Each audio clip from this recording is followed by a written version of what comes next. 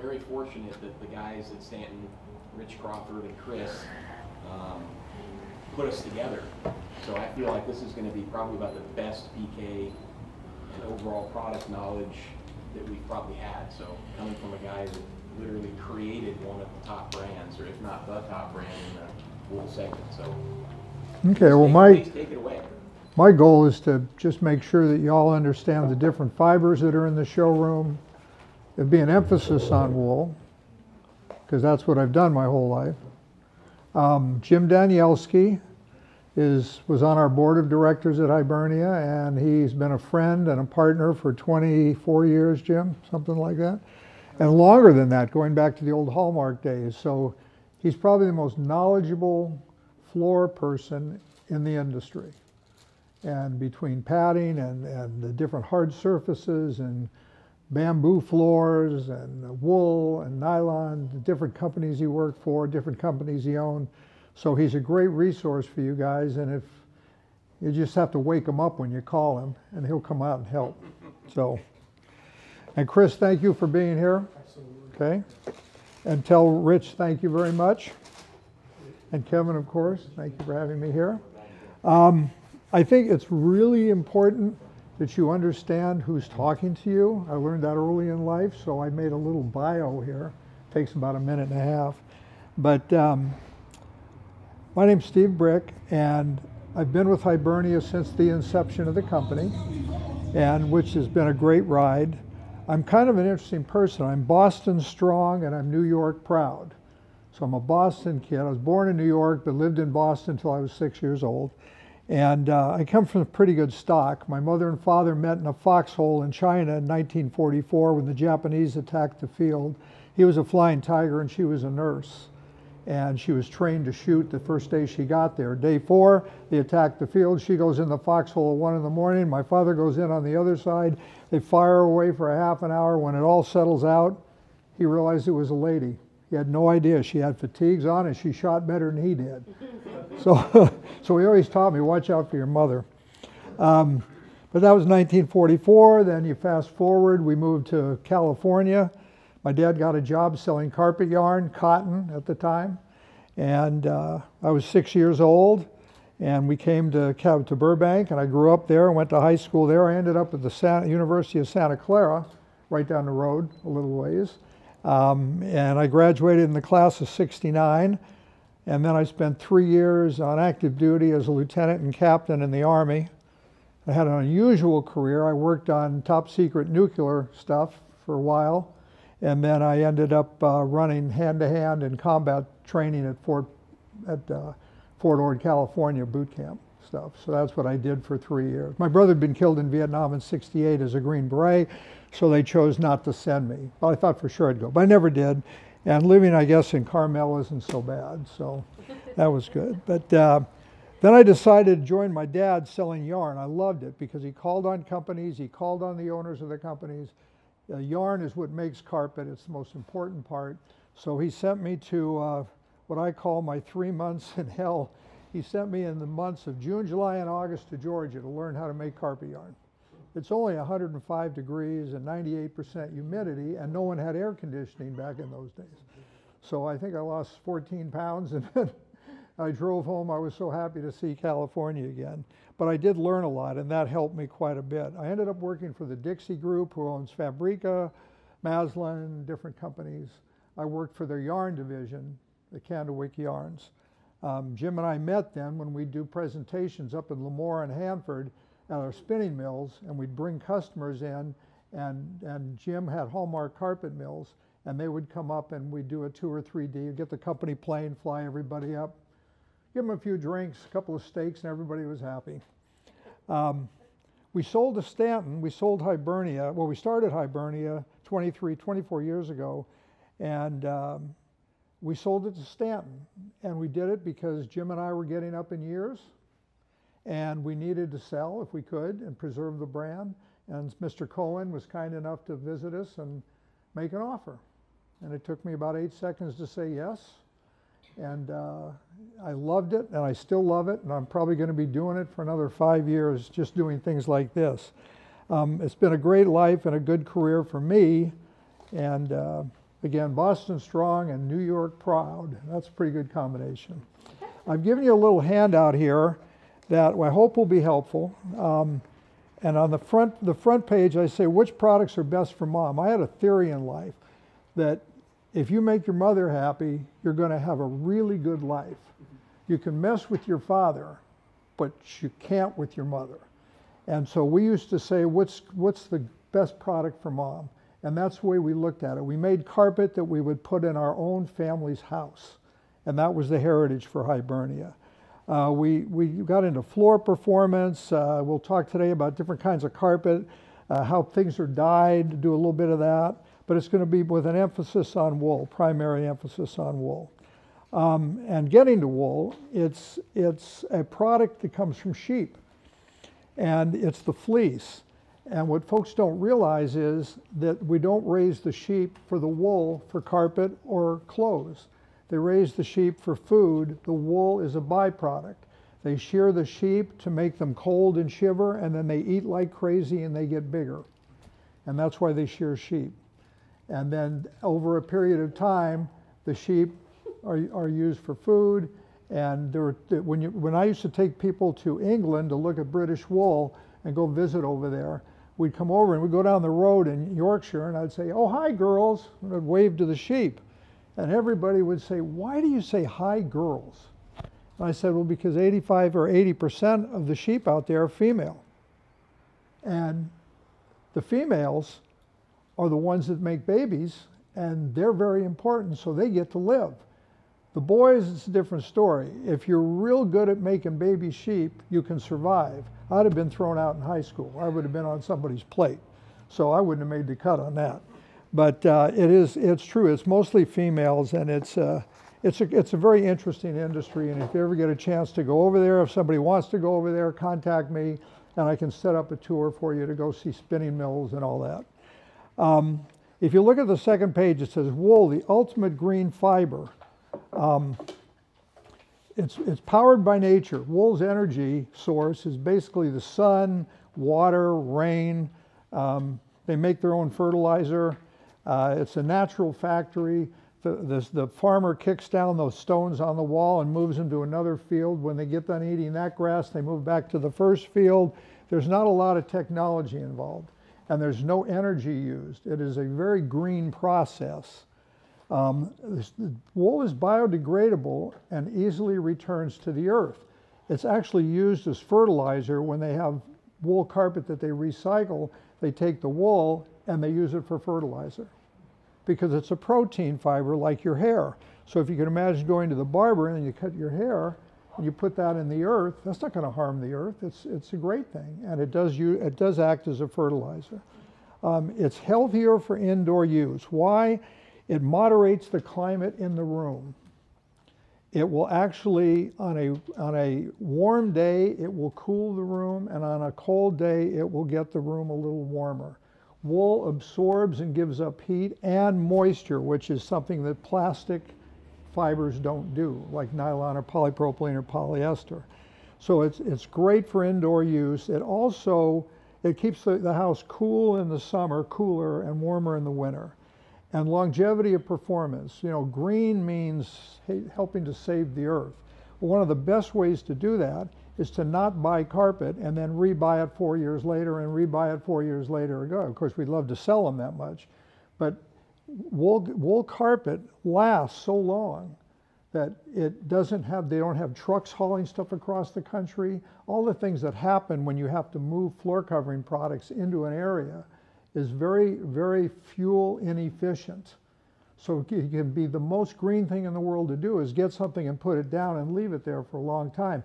I've been in Massachusetts, we go back every August, and you don't go to Cape Cod and see a sign that says mansion for sale, $12.8 million, 14 acres, a quarter mile from the Kennedy compound, polyester carpet. You see wool carpet. They actually advertise that the home has wool carpet in it because they understand that it'll be in that home for their families, for their generation. So that's how good wool is. It really performs well. And it does return to the earth as a green product if you put it back in. Okay, wool provides superior traffic ratings. It does. Wool carpet will perform and perform and perform. The only enemy of wool is abrasion. So when you come downstairs, you don't realize you're doing this. You put your foot down in the same place every time. If you put ink on all your shoes, you would go upstairs and your first foot would be right and it would be that far from the side. Yours might be left and it'll be that far from the other side. So abrasion is where your feet do this. So when you get to the bottom and you twist, or you twist going upstairs, that will wear the fiber down. That's the only enemy of wool. That is why in the East, everyone has attic stock. Are you familiar with that term? All right, attic stock is where you do a home with wool, 212 square yards. You make sure that you have enough remnants left to do the stairs a second time. The stairs will hold up for 8 or 9 years if you have the leftover carpet. The showrooms back there actually take and store the carpet for the customer, put their name on it, put it in an area they have in the warehouse, and 7, 8 years later they can call up and you redo the stairs.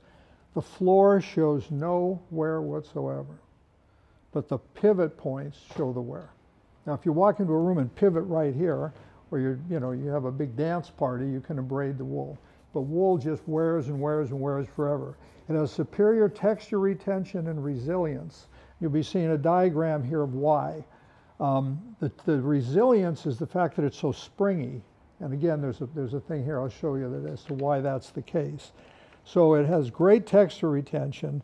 And I put in here the wool fiber has in essence small springs mixed at random. And you'll see how that's done. And it makes an extremely resilient floor. Superior wear, Jim can tell you, we go to places and we replace carpet that's been down for 60 years. We did George Lucas's Skywalker Ranch. He wouldn't have replaced it all if he didn't have a fire in the private theater. But we ended up with, what was that, Jim, 900 yards or something? It was a ton of carpet, and because of a fire and smoke damage. But it takes, oh, and by the way, and I think I'll have it in here, is that one of the reasons wool is great is does not want to burn. And his warehouse burned, and he had wool pad, and he has a picture of a truck that is just a frame. The fire melted everything. Everything's gone, except the stack of pad, wool pad, is still there. It didn't burn. So wool is a great fiber for that. And it's one of the reasons why aircraft, cruise ships, high-end hotels, people where flammability is a crisis, with wool they get incredible performance, a beautiful floor, and it won't support a fire. And we used to demonstrate something. I don't have my samples because Stanton's got everything, but we used to take a piece of wool yarn and light it, and it go and fizzle and go out, and then fizzle and go out, and fizzle and go out. Then we take a synthetic and light it and go. That's the difference. They found that in plane crashes where 80 people survived the crash, anybody that dies after the crash got out because they were inhaling natural fibers. That's why aircraft that carry passengers must use wool. Jim, cruise ships have to use wool, right? Aircraft, high-end hotels. There isn't a hotel in Vegas that uses synthetic. All the carpet in Vegas on the floor is wool because of flammability and performance. It costs something like $400,000 to shut down a casino's entire blackjack area. That's how much they lose in one day. So what they have to do is get carpet in that'll last for a long time so they don't have to replace it. Some of the carpet out there has been on the floor for 7, 8, 9 years. It's naturally soil and stain resistant. If you think about it, the sheep roll around in mud and sheep poop and everything else, and it rains and they're white again. It cleans easily. It's one of the easiest things in the world to clean. And people say, oh, well, it will stain. No, it's easy to remove the stains. And I'll help give you some information on that. So and then it's naturally soil and stain resistant. It has really good dye fastness. The only thing better would be solution dyed plastic, meaning solution dyed nylon, Pet Protect from Stain Master, things like that. So, but it does hold the color for a long, long time, and it fades gracefully. And it has another unique characteristic. It fades evenly around the room, whereas some products fade only where the sunlight hits. So the one thing with wool is you don't even notice the fading. You don't even notice the change in color. Naturally fire retardant, moderates the climate in the room. We did that. It's easy to spot clean and keep fresh. If I came in here and I was looking and hoping I'd find some like grease spots, I was prepared to go and show you how to clean it, and it comes out like ping, and Jim and I have done this for many a showroom. I know we did one where we cleaned almost the whole floor. It took about 3 hours, but just by getting the right, and I can get you information on how to do that. It's just, you know, the teddy bear soap in the kitchen, the sink, you got the little blue soap and you squirt it. You put that in a bowl and then you stir it with water and you blot it on the thing, take it up, and the stain's gone. And also a product called Folex, write that one down. Folex is F-O-L-E-X. It's available, Jim, what, Home Depot and places like that. Look it up. It is an organic cleaner that is, it really works. And if you can just get a couple of wool remnants and try it, put some engine oil on it, pour red wine on it. By the way, if red wine gets on carpet, you know how you get it out? You put white wine on top of the red wine. Then you blot it, and it comes out. Now, you can't put red wine on the carpet and go to Russia for 4 years and come back and find out that you've got, you know, the stain doesn't come out. He said it would come out. As long as you get to it within a reasonable period of time, red wine will come out by pouring white wine on it, blot it, pour a little white wine, blot it. You never, when you clean wool, you never abrade it like this. You blot it. You don't use a brush. You don't lose anything. You just blot. And that's the secret to cleaning wool. And I'll try to get you some information that'll help you there. Next page, wool provides unique styling options. The beauty of wool is it's a spun yarn, like Grandma had. You know, she had the spinning wheel. Well, that's what wool, that's how carpet was made. Wool, nylon and wool carpet's been made that way forever. But 10 years ago, a big move to continuous filament nylon came about, and that means you've got the same number of strands of fiber forever. They never stop. You twist it, it goes on the floor. It's efficient, it's fast, but it doesn't give you the ability to make this. You cannot make that piece of carpet right there if you don't use spun yarn. You need thick and thin. You need the ability to have texture. So the beauty of wool is it's the last bastion of spun yarn. There are no nylon yarn spinners left in the United States. There used to be 200. There are none. Everybody went to filament nylon. Maslin, all the guys that are the synthetic guys. So the wool allows you to make all kinds of textures. You look at the products that Stanton has, the Hibernia line, you got thick and thin and big and small and everything. You can do that with spinning, but you can't do it with something that's extruded, twisted, and put on a machine. So all the carpet from all the synthetic mills looks like the same guy made it. It's very hard to see differentiation in the synthetic world. One thing about wool is when we get it, we triple blend the wool fiber. We take the wool fibers in the different colors we're going to mix together, and we blend them 3 times. You blend them, then you blend it again, then you blend it again. Now it's perfectly uniform, and you're not going to get any side mash issues because it's completely mixed. So you take that and then you spin it, but before you do that, you scour the wool to get all the spinning oil off. And believe it or not, you get the lanolin off. Lanolin does not protect the wool. Lanolin, if it's on there, will help it soil. That when you steam clean it, it's good for life. But lanolin is an oil, it's just like your hair. If you go camping for a week and you don't wash your hair, that's what wool is like. So you scour it off with literally soap and water. Go through some triple rinse boxes that they rinse it out, and then they dry it, and then they spin it, and you got your product. High twist yarns are easy to do with wool. They're not as easy to do with synthetics, and high twist yarns add to the performance. So when you've got the ability to have wool, you have the ability to twist it at high twist levels, you can have thick and thin, and you have carpet. Nobody in this room believes that carpet's going to wear out. You just sense that that's going to be here forever. And that's what wool does.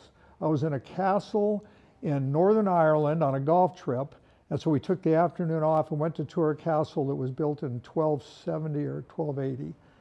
And it had been redone in 1470. So a lot of, lasted quite a while. And we go on the tour, and the lady said, now this is the Queen's bedroom, and I have to apologize because the pattern's worn out. The carpets are braided away. And I said, ma'am, that carpet is twice as old as our country. And that carpet's still on the floor. Now, yes, this where they walked on it, it finally wore down. But that was a beauty mark. It's not a beauty mark on new carpet when you put it down, but it worked out well for them there. We use the high twist, and the unlimited yarn sizes and textures is one of the cool things about wool. With wool, you take all the wool products you hear, our friends at Unique, our friends at Fabrica, the people here, the Stanton, all of them, all these mills that are really good people, they have a large variety of textures and styles. So it's easier to catch a carpet buyer's eye and something, oh, this has a look that when someone sees it, that's what they have to have. They don't come in here and say, well, do you have anything like that? How do I get that? So it's a great market, and it's a great product to use to get to the high-end market. Okay, wool carpet, the ultimate green floor. If you use less, it lasts longer. If it lasts longer, you didn't use up oil and gas and everything all those things that you waste energy on. It's the ultimate statement of a green lifestyle. The Bed and Breakfast Association of California, Jim and I went to their convention and showed our wool carpet to test to see, and they all flipped over it. We didn't sell any, but they all flipped over it. And they ended up buying wool somewhere. It's a great product for high end. And it's the ultimate statement of a green lifestyle. Other than the one B&B I went to where a guy pulled up and he had just flown a 40-seat jet plane from London, and he landed and he pulled up in a great big Humvee, and he walked up the steps, and the first thing he said to the owner, who was standing right next to me, he says, I want you to guarantee that this is a green building. And I thought, son, did you go to kindergarten? So it's interesting that people will demand green, but then on their own life, they'll just do what they want. Wool, again, modifies the climate in the room. That is such a big deal. Also, wool holds between 6 and 18% moisture. That means that this carpet could weigh 10% less tomorrow. If it dries out, then the moisture that's in the yarn comes out, and it helps modify the climate in the room. If it gets damp and cold, then that will go back down into the dried out wool. So the wool will go up and down in terms of moisture, and that's one of the beauties of it. And it also takes carbon monoxide out of the air. I don't put that in writing because my attorney told me not to. So I'm not doing that. Okay, undyed wolves. This is so much fun. We had a product with undyed wolves. We had, what, 2 of them, Jim? 3 of them. And there's no dye. There's no dye chemistry. Nothing. You want the, in fact, let me grab it. This is the product here. One of them, undyed. There's not any dye used, but it looks all like heathered yarn. And so we took white. The colors are like white, off-white, a beige, and a yellow gold, and then there's the grays, and you take them and you mix them in the blending process, and there was no dyes used in this.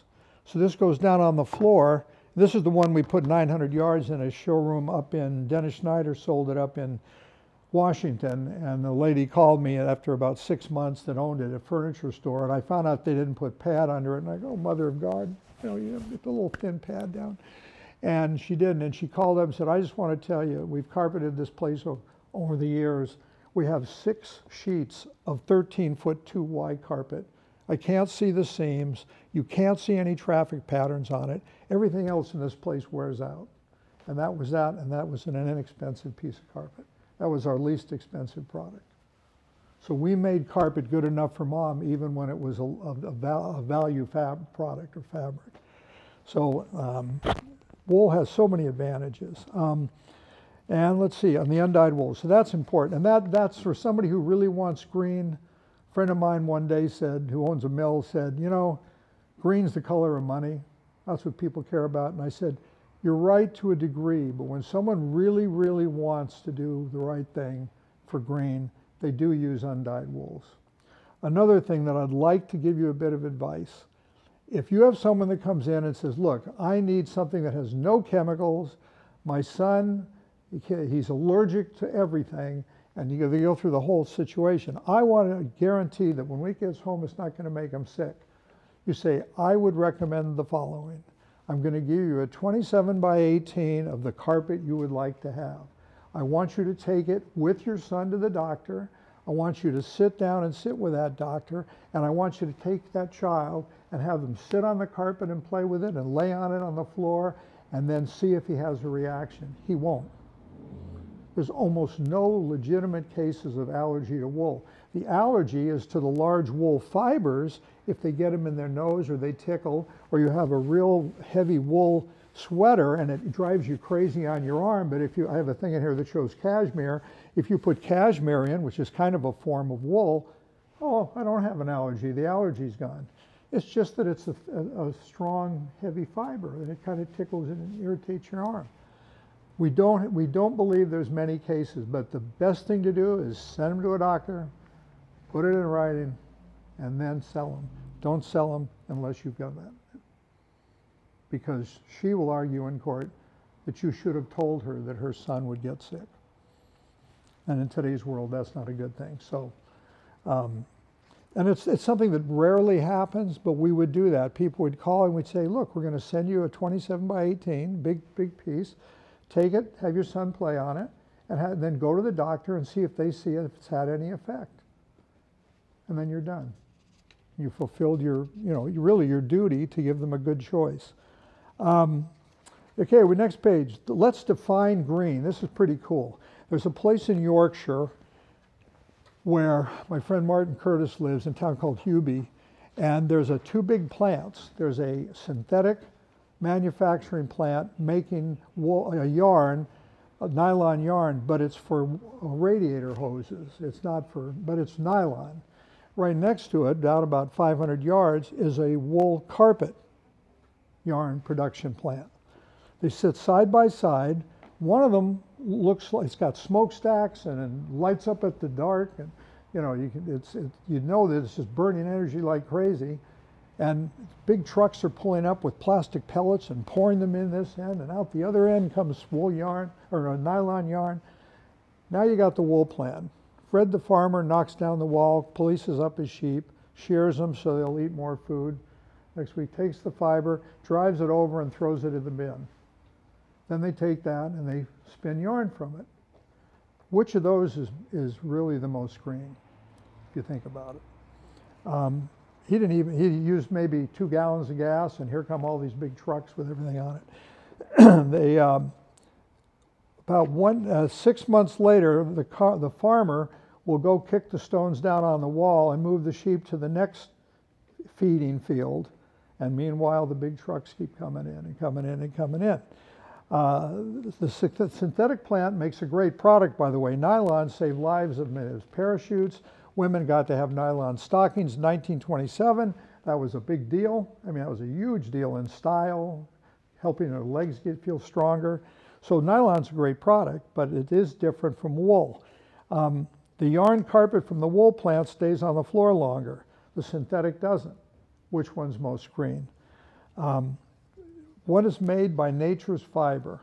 It's natural, and it goes back to the earth. I will tell you that there was a landfill in Boston, Massachusetts, no, in Hingham, Massachusetts. They dug it up, and they found a newspaper from 1870. You could read it. It had been in the ground, and it still was, even though it's a natural product, it still had not denigrated fully. Now, can you imagine how long the plastic would stay there? So wool allows that to happen, and wool will actually become part of the earth 10 times faster than paper. So it's so the question is, what is more green and earth-friendly? It's obviously wool. And but we're going to get to all the reasons why nylon and other products are the choice that you should offer your customer. That's coming up. But now you look at the page and there's pictures. That's called a cross section. The top picture is this is the one here, the kind of two pictures there. I put this together, I kind of got artistic here. That is DuPont's cross section of their residential fiber. Cross section means you take the fiber and you look at it and you can see the shape of it. That's called a trilobal fiber. And there's technical reasons why it affects luster and everything else. The other, if you look, there's wool and there's cashmere. Cashmere being made from goats. Didn't we determine, Jim, from Persia and that area, that part of the world? China. Yeah. And so if you look at those, look at the scales on the wool from sheep, and look, there are no scales on the nylon. And the scales there allow the fiber to bend. You can just see there, it looks like it can do this. This looks like it'll break if you snap it. So it has less forgiveness. This is why wool is so resilient. You can take heavy chairs and put them on our wool carpet in our house. When I move them 2 weeks later, there's dents. I come back that night, the dent's gone. The carpet went whoop and came right back. Wool will return to its original shape.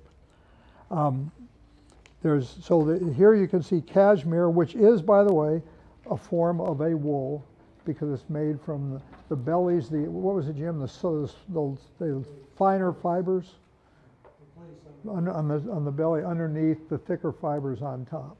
That's where cashmere comes from. That's why it's so expensive. But it has the advantage, it makes really soft apparel, cashmere sweaters. The next one's fun. Now, I know I drew this thing and it's not probably the most perfect, but it's the best I can do. There's a British wool fiber and a New Zealand wool fiber. And have you heard the fact that there are two different wools, British wool, New Zealand wool, and that? All right, the top is a British wool fiber. And the cross section is kind of not uniform. And if you look, see the Sawtooth Crimp, if you lay that fiber down on a black or a dark chair, it's sawtooth. It's like springs. New Zealand wool is finer, it's smaller, so it's softer, and it has a sine wave crimp. And if you look at that, that's sort of like this. So if you spin a yarn out of things that are doing this, it's going to be bulkier and more resilient. And it's a bigger fiber, so it'll perform better. New Zealand wool is still better than nylon. It's still a wool, but it is softer, and a lot of people use it. If it's real bright, it's New Zealand, and if it's delustered, like the products I showed you, that's British wool. We tended to go with British wool, but we did have New Zealand wool products, and they're both great. But all the commercial wool in the world is made out of British wool. Every Axminster, every pub, every casino that has performance requirements uses British wool because it lasts longer. It's more resilient. They're both flame resistant. Okay, this is an important page. Kevin, this is one that I think will be used by you guys a lot. If you look, polypropylene and olefin are a fiber. It's known, Jim, when you say it's polypropylene is the common name more than olefin, do you know? Yeah, olefin, okay. Polypropylene is the name. Okay. It's what are the, everything has a plus. When we started Hibernia, we made our first piece of carpet, Heather's. And we were waiting, I was down in Dalton, I'm waiting and waiting for it to come off the machine, come over the frame, come out so I can look at it and touch it, because it was the first piece we ever made.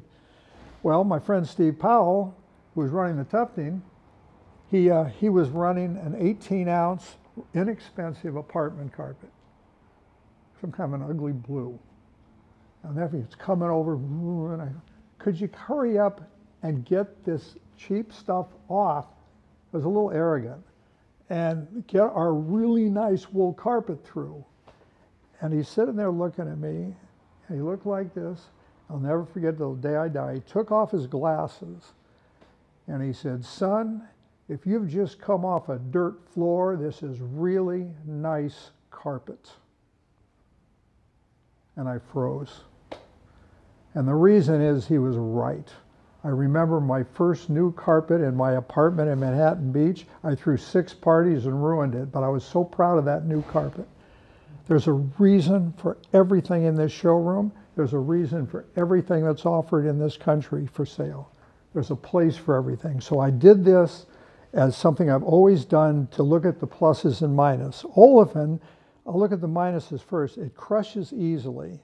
There's very little of it for sale today. Polyester took over most of it. But it attracts oil and grease like a sponge. It's what they call oleophilic. And if there's grease and oil gets on it, you're done. It's going to go right into the fiber, and good luck getting it out. It is very harsh to the touch. Why would anybody buy it? Well, it's fade resistant. It's solution dyed, so the color's permanent. It won't fade. It's great for inexpensive, tight contract carpet. In other words, you got something so short and dense that it can't crush. You don't have to worry about crushing. It's great for outdoor use. The sun cannot fade it. And it's solution dyed. Solution dyed being like a carrot. The carrot's orange all the way through. A radish, the outside is red and the inside's white, and we'll get to a page on that. But this is why the olefin product is great. And I put olefin in my dentist's office because they have so many chemicals and things and cleaning things in there that get on the carpet, and everything he ever put in was spotted. And I said, I'll find you a cheap piece of carpet. You're going to put it in there, and it's still on his floor. So there's a reason for that fiber. It's a great value for inexpensive tenant offices and things like. Somebody's going to do 30 offices, and they turn over renters all the time. It's a great floor to put in because it's cheap to replace. Polyester is the new winner in the fiber world. It used to be, 10-15%, Jim, of the industry. Nylon was 70% of the aesthetic industry. Now polyester has taken over because of Mr. Shaw and engineered floors, because of Shaw carpet mills, and because of Mohawk carpet mills. It's less expensive than nylon. Now, what are the minuses? It's usually very bright. That's actually turned into a plus. Our friends at Hibernia and Stanton use a polyester bright fiber that looks like silk, and they mix it in with wool, and it's gorgeous. You're going to see a few new ones coming in the next few months that I'm aware of. So it has a really nice, but I put minus here because usually it was bright and you couldn't get it delustered. It looks synthetic. It is plastic. It's not very resilient. Polyester doesn't hold up as well as nylon for resilience. Even though Mohawk says that they put corn extract in their thing and it makes it a better polyester, it is somewhat improved, but again, it's not nylon, and you're so close to nylon, if you're next to Dodger Stadium, you may as well get a seat. So, not lately though. Poor Dodgers. All right, okay, the benefits of it, it's recycled, it's inexpensive compared to nylon.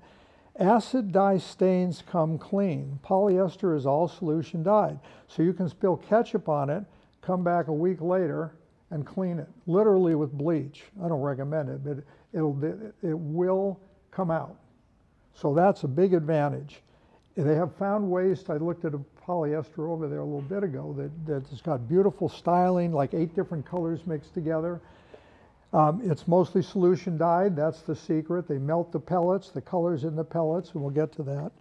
And it can simulate bright silk, and that's a big deal. Dan McGovern, not Dan McGovern, the fellow, especially Textiles Group, makes real bright carpet.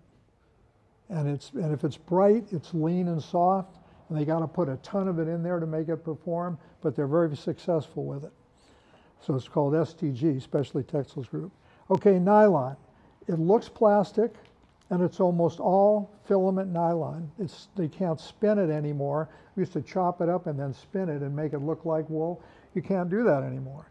But it has varying lusters. It has great abrasion resistance.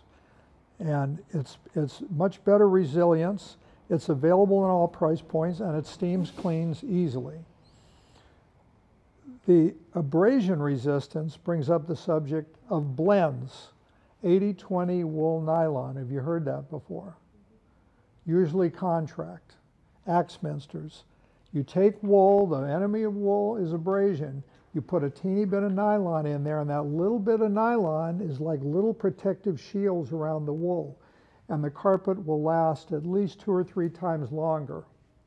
And our friends at Stanton are bringing out some 70-30 wool polyester, and they're using the synthetic of polyester for the brightness. And it's gorgeous when you see it. I think they may already have one of them out. And so it helped that blend protects the carpet and it gets rid of the only enemy of wool. If you went the other way and put 70% polyester and 30% wool, waste of time, effort, and money. But the way they're doing it and the way the Axminster people do it with 80-20 is really, really effective. Now wool. And I didn't exaggerate this. This is the reality. What are the negatives? The initial cost. Okay, you had to buy the car, you had to pay $38,000 for it, and you wish you could have paid $32,000. It has initial shedding. Well, it's staple fiber. It's little sheep hairs. So it's in the yarn, and when they vacuum, they fill a vacuum bag of fiber. And people panic. And what I do when I go out on things like that with Jim, we'd go, okay, get your vacuum bag, empty it out, get it. Put your hand here, and we're going to put all this wool that came out of there in there. How much does that weigh? An ounce, maybe? Okay? You got carpet here, you have 200 square yards, and it's 3.5 pounds per yard. You got 600 pounds times 16, got 960 jillion ounces.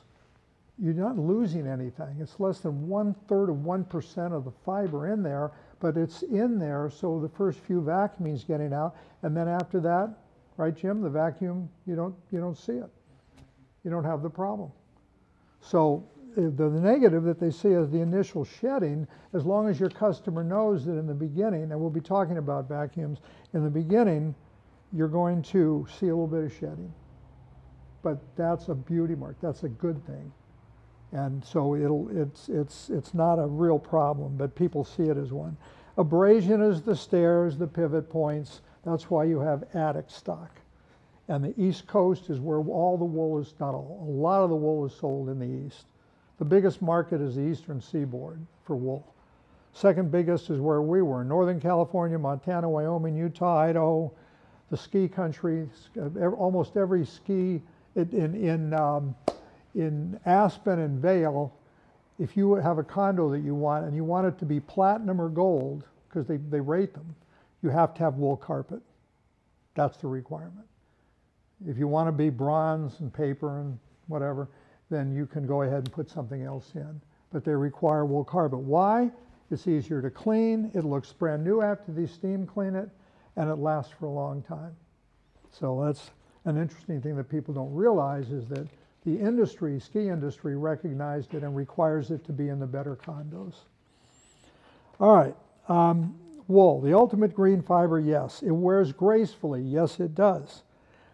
Superior resilience, yes. Great appearance retention, yes. We've got wool in our own home. Jim, how long have you had our product on your floor? 15 years. If you walked in his house right, and how often, honestly, do you clean it? He's cleaned it once in 15 years. He steam cleaned it. He admits to vacuuming it at least once a month. No? How often? Once a year. I didn't rehearse this. He said, and he'd walk in, it looks like a couple of the products here. We don't have it in the line anymore, or I don't say we, it's not my deal. All right, this cleans easily, and you got to blot it. Don't scrub wool no matter what. Don't go in there and get a brush. Why don't you take your cashmere sweater to the dry cleaners and say, hey, while you're cleaning it, could you get like a real stiff brush and do this to it? You don't do that, but the people do it with carpet. They think if the harder they rub, the better they'll get the stain out. No. And I'll try to get you some information on cleaning. I'm sort of short on things because when you retire, you have 6 Saturdays and a Sunday. Huh? You sold them everything, so there's no reason. Cleaning information came with us. So when you got my wife and I, we sleep till 8:30. What are we going to do today? I don't know. All right, now here's really important: the flame and fire retardant. I have to tell you, it has saved lives. It saved lives in plane crashes. It saved lives in fires in big tall story buildings. It saved lives on cruise ships because people were not inhaling the smoke that had the toxins from the synthetic. And that's why, and also it doesn't want to support a fire. And if it doesn't want to support a fire, it can stop a fire. So the flames that would have gone across the synthetic and then hit the chair and ignited it, they don't do that. So what I always suggested to people was ask your clients, do you have a fireplace? If you do, there's probably that room's a good room to have wool carpet because the cinders will come out and hit out and they might make a little, like a dark mark, but you just brush it and it goes away. Where if it was a synthetic, there's a reasonable chance it could have combusted. And the flame tests that are used by the carpet industry take a piece of carpet and put a pill, they call it the pill test. The thing about this big, and then they put a pill on it and they burn it. And then they measure how far did the flame spread. And there's requirements to get certain certifications. What the people doing high-end places and where they're concerned about the possibility of a fire always pick wool. So it's a good way to get into getting wool in at least one room in the house. And maybe you get wool in the rest of it. Moderates the climate, we did that. Choice of high-end hotels, cruise ships, casinos. Those people are very wealthy and they didn't get their money by wasting it. So they invested in wool carpet to make money. And wool acts as a fertilizer when you put it back in the ground. That's great. Okay, are there any questions so far? I have no idea what time it is. I'm going at my normal pace. So.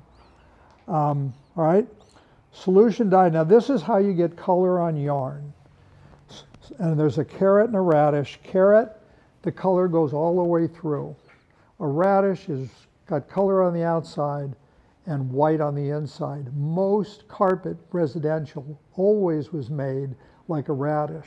You got big rolls of white carpet, you snipped off 28 feet and dyed it blue. The dye penetrated it, but it didn't go very far. But it penetrates it and it's fine. But if you want to keep the color in there longer or forever, you use one of the ones down here where I'll show it to you. So solution dyed fibers are a carrot, and that's the one. Pet Protect uses that. You can clean colors with no fading. The stains clean easily, but it has limited color lines because they have to make 400,000 pounds at a time to make a living. So they got 3 blues. They don't have 12 blues, and you can't custom dye it. So, but this is something that's very important. Stock dyes, and the rest of them are radishes. The only carrot in the whole vegetable garden is the solution dyed fibers. Everything else is done by getting the yarn wet and putting dye into it, and then it does stay for a long, long time, but it will release, especially if you have humidity and ozones, which is altitude and moisture and sunlight. Ski resorts, Big Bear Lake, Lake Tahoe is loaded with wool. We did, I don't know how many houses we did up there. And then we got stock dyed, stock dyed synthetic wool fibers. Actually, this is all technical things you don't need to know. Skein dyed is how they dye custom jobs for wool. If you want to match this and you want to skein dye it to a color, there's Stanton can do it for you, and Hibernia brand, and you can get whatever you want. And that's the advantage of having small lots and being able to skein dye it. And then the rest, continuous dyeing. There was space dyed synthetic. Space dyed means you have 5 different colors, 8 different colors that come and go. Green, red, yellow, blue, and it's all at random. And it makes some real pretty floors. I'm sure I could find some in here. Okay, vacuums. Oh boy, do you have problems with vacuums and wool carpet? We bought the vacuum brand that Stanton recommends, right? No. Unique recommends. What brand is it? Sanitaire? Well, if you get called to go out and look at a job, and you have wool carpet, and they tell you that it's fuzzing all over the place, and it's sticking, and there's a web of fiber across the carpet. If it looks like, and if you try to pull the fiber up, it's attached. They have put a steel brush on that. They've got a Dyson, a Shark, all these vacuums that'll suck a bowling ball through a garden hose. They've got enough suction to raise a submarine from the bottom of the ocean. What the hell do you need this for? People don't realize that vacuums were designed to have a motor that growls and bumps, and that jiggles the carpet, and then the suction took the dirt out. They didn't dig it out. They had brushes, but they were real soft. They just tickled the yarn and the agitation from the machine, and it all came out. Well, then somebody got smart and said, well, let's just put a stiffer brush in on that. Well, with nylon, you can kind of get away with it, but with a loop pile wool, you tear it apart. So the key to vacuums, and this is really important because it won't happen on a 12 square yard bedroom, it'll happen in a 400 square yard mansion. That's where it always happens. The maid brings her vacuum in, even if they have a safe vacuum in there, she likes her vacuum better. She vacuums while they're in Alaska for a month, and they come back and they have a web of fiber. It just pulls the fiber out. That is damage from the vacuum, and no mill stands behind it. Miele actually showed at Surfaces, our carpet fair every year in Vegas, and they had a space and they showed there, and they had 2 or 3 wool safe models that really were safe. But what I'm going to do is give you the 3 or 4 things to do to make sure, because they change brands and models every hour. Last year's Miele Typhoon is this year's Miele Wannabe or whatever. And then they changed the technology and somebody else raised the suction rate, so they raised theirs. What you do is you tell the folks, first of all, you got to get them a remnant at least 3 by 3. If you don't have it on their color or their lot, you might have it from the same product back there. Encourage your installers to save, even if it's 2 feet by 4 feet, save it. Because what they're going to need to do is take that piece of carpet to the vacuum store or to put their own vacuum on it and test it. That's the only thing that matters.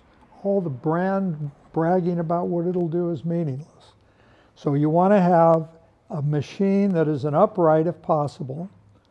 It's manually adjustable. If you see automatic pile height adjustment, no. Because the way they work is they go, oh, there's no carpet there, there's no carpet there, oh, there's the carpet, and they lower it another notch, and then they just chew it up. Automatically adjustable vacuums can destroy carpet, especially wool. I'm thinking of wool here now. You want it manually adjusted. You want 3 settings, not floor and carpet, because they've predetermined for you what is right for you. So I like 3 or 4 choices, and the machines that have 4 are the best to use.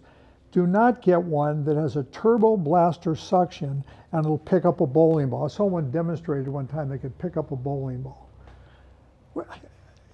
You don't spray paint your car every morning with you know, some kind of magic stuff in it. This is crazy. So what they do is get manually adjustable, at least 3 height settings, and soft bristles. And the way to tell is put your hand under the machine, don't turn it on, and you feel the brushes. Now, when you feel them, if I said, would you mind if I turn it on, and it's soft, like a paintbrush, you're going to go, no, turn it on. It'll tickle. If it's stiff, you'll take your hand out so fast you can't believe it. So to make sure you have the height settings, make sure you have soft bristles, then test it on a remnant. But the way to test it is to take the machine, this piece of paper, put it under the brushes, turn on the machine at the highest setting, then lower it. When it jiggles the paper, stop. It's just kissing the paper. That's where you stop it. You don't go one more. If it's trying to pull it out of your hand and it's the highest setting, it's the wrong machine. But a 8.5 by 11 sheet of paper held under the vacuum will determine whether or not you've got the right one. And then you can forget all the other. And then the final thing is, you say, now I want you to test it on your carpet. Because a vacuum, people don't realize it sucks, it actually pulls the carpet up a little bit, 1/8 of an inch, and pulls it up, and it jiggles and the dirt comes out. Okay, so if you don't, you have to make sure you're doing it on your carpet that's going in the house. If you do that, you will never get a vacuum complaint. You will never get a complaint of the vacuum eating the carpet. So I think that's very important. It avoids a lot of uncomfortable conversations, and it takes away the angst between you and your supplier. And I had went out on one, and the lady swore she didn't have a Dyson. Dyson was the big offender. In the original days, Unique sent a letter with every piece of carpet they shipped and big red thing, and it said, if you touch this carpet with a Dyson, you own it. Then Dyson got mad and sued them and walked away. They knew they were going to lose that suit. This goes way back. And they did that, and they were smart to do that. We weren't big enough and powerful enough to make those grand statements. But if you do that and you test it on the carpet that's on the floor, you can always do it in a closet, or it's probably better if you do it where the carpet's stretched out and attached. But you'll be able to tell whether or not, and if you start seeing the distortion on the fiber, stop. Wrong vacuum. So, any questions? Steve, any performance differences between... Oh, you gotta be louder. Yeah, any performance differences between the length of the filament from the wool? Short staple, long staple, any performance differences that you've seen? Well, yeah, the variance between short and long is that when it's all blended and everything and you spin a yarn, some little teeny short pieces get in the yarn and those fall out the first time you vacuum. That's where the fuzzing and pilling, they call it, comes from. It's from the short staple. So little pieces this big, and then you got, usually it's 6.5 inches of bait. And if it's a hog, which means they're sheared every other season, if they only sheared once a year, then they have longer fiber, and there's the breeds, some of them are made for that. A lot of that goes into Axminsters. But no, we can't control that. I guess you could if you wanted to, but it would just be, it wouldn't work. But the short fiber is what falls out first, because it's not down and into the latex and being locked in. And I got to tell you, when you want to pull fiber out of a latex back carpet, if you can pull it out, you're damaging it. That's hard to do. I'm sure your installers will tell you it's not easy to do sometimes, get that out. So, any other questions or any thoughts or any? I appreciate the time to do this, and I'll stick around for a while, and if you guys want to say, wait a minute, he said something really dumb, I got to go ask him why he said that, I'm available. Also, my phone number is on here. That's my private cell, my email address. At any time, you can call me. I don't care if you're a customer's house. You can call me and tell me what's going on, or if you have a question, you want to call from the office and you've been asked a question that I didn't address here, then I'll be happy to help you. I like helping people, and my golf game stinks now, so I got a lot of free time. Jim's is better,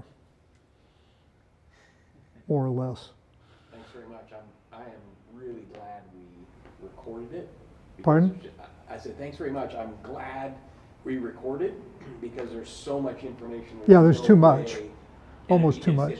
So thanks for sharing all that. I think you dispelled a bunch of beliefs that I know for sure I had when I first came in here about utilizing wool or even suggesting it.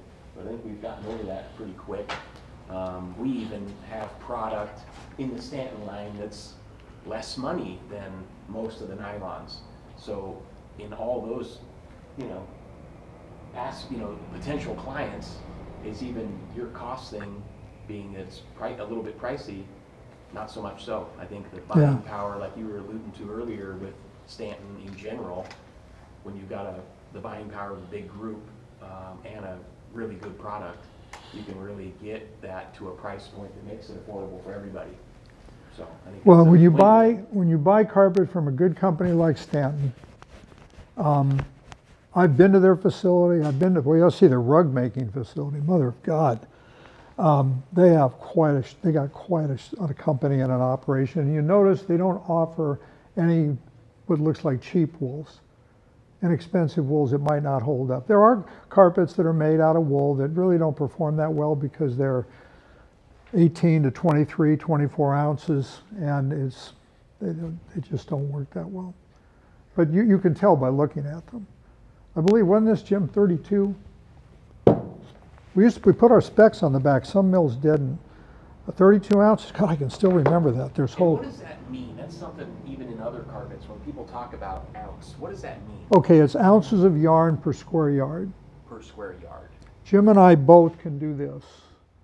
I can walk over here and do this, and I will tell you that is between 43 and 44 ounces per square yard.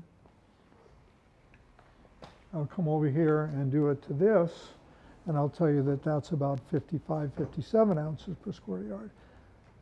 It's like cooking a steak. You touch it to see when it's rare, medium rare, and well done. You can do that. When people that have done this their whole lives, it's like, you know, it's a no-brainer. You get, but see, this is the minimum weight we would go because at this level, this got extra heavy residential traffic ratings.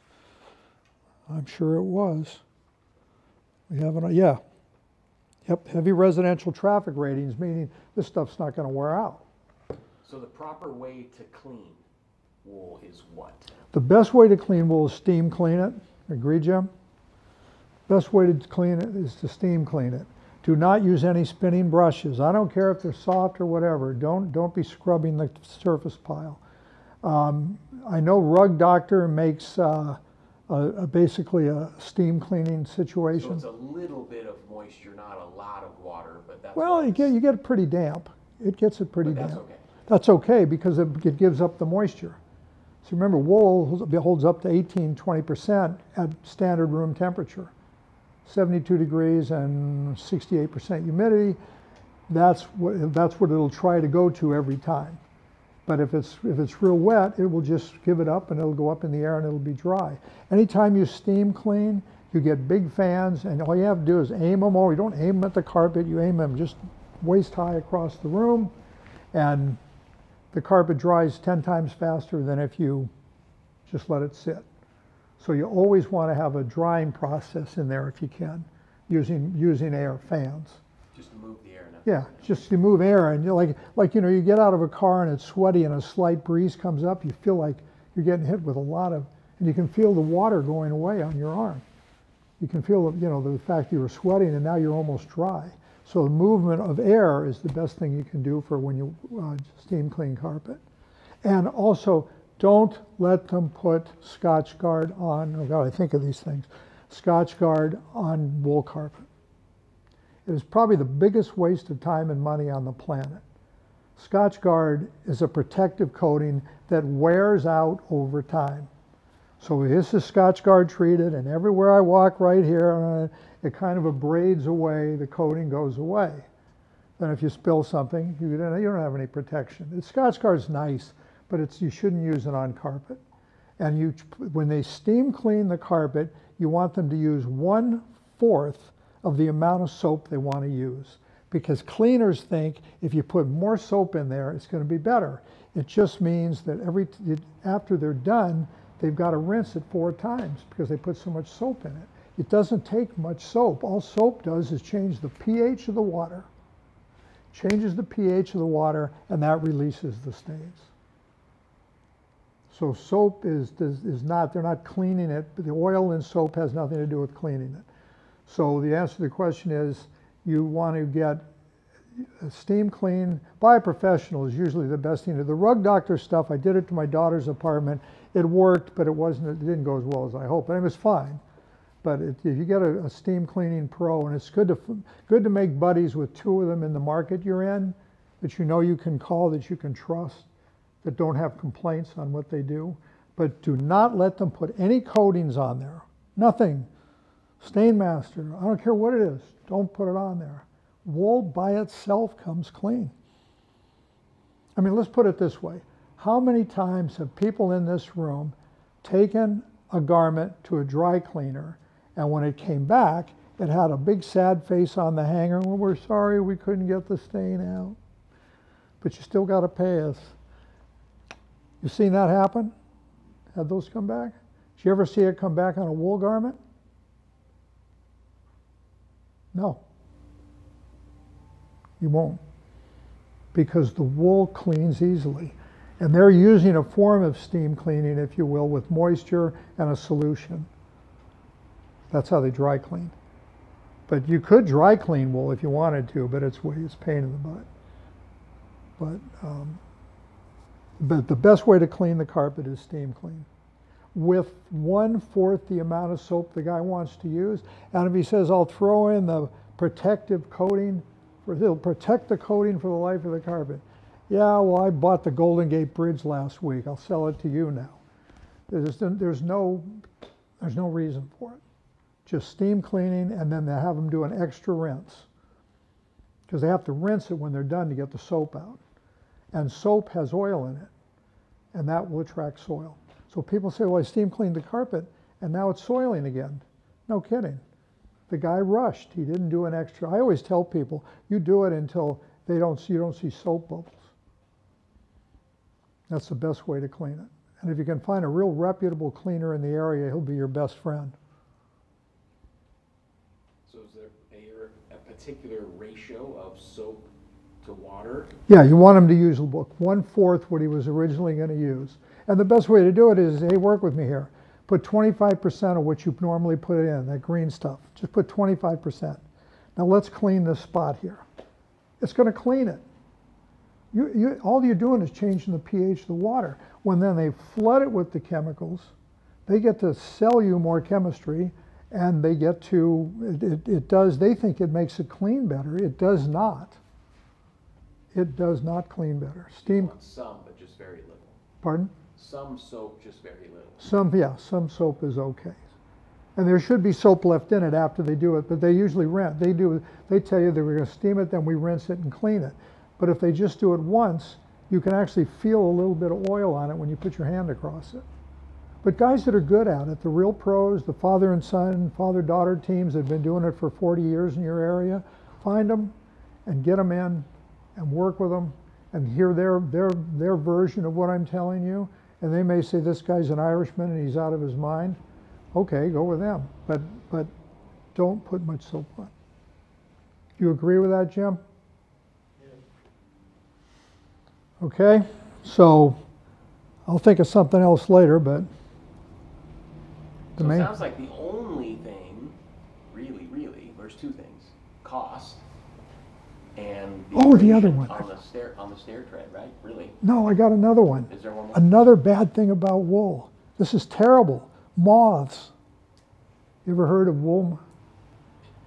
We had a client not too long ago that had, but it was the only one. So the former owner, Ron, happened to be here. He had sold her the carpet 10 years or 15 years prior. And he, in his 45 years of being here, he had never heard anybody having a problem with moths. Yeah, they happen from time to time. I put carpet in my buddy Ron Adams' house, and about 4 months later he said, we got these little dark spots. I went over there, I said, God damn, it's moths. What happens is the mommy moth goes and lays eggs, but she doesn't want to lay them in the middle because she knows you're going to step on them and kill them. They're little teeny eggs. So she goes over in the corner. They love to get on stairs and get up right where this vertical tread and the vertical and the tread come together. And they love to put them there because they won't get damaged. You can make a moth a completely non-existent problem because a vacuum will vacuum up the eggs. But vacuums don't go to the wall. The wheels stop it from getting the last inch. That's where they lay the eggs. If you take the hand tool, and you go along the walls and maybe 2 inches out, takes very little time, do it on the steps too, you'll never see a moth. Never. So you hear about what's the product that Stanton puts on, chrysanthemum or something? Yeah. Well, it's based on the chemistry of similar to chrysanthemum. Yeah. Something like that, right? Yeah. Some natural product. So there's wool moth treatments now on all the wools that we produce. Yeah. Is it what? No. There's some treatments that Stanton Moth treatment, yeah. that they put on, but in Ron, like I said, I would think that it's probably not a very big problem if in Ron's tenure here, one customer for. No, you won't see it very often. Yeah. it's The, just- the challenge is when you get carpet coming in from some foreign countries, they're not into that. They don't pay attention to that. And here in the United States, there are treatments that go onto wool that help minimize any chance of moths.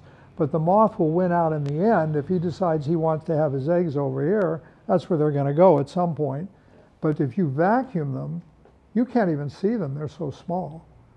We had them in our office. So somebody sent in a roll of carpet for me to look at, opened it out, and about 3 or 4 days later, the girl said, "We got some moths in here." And, oh my God.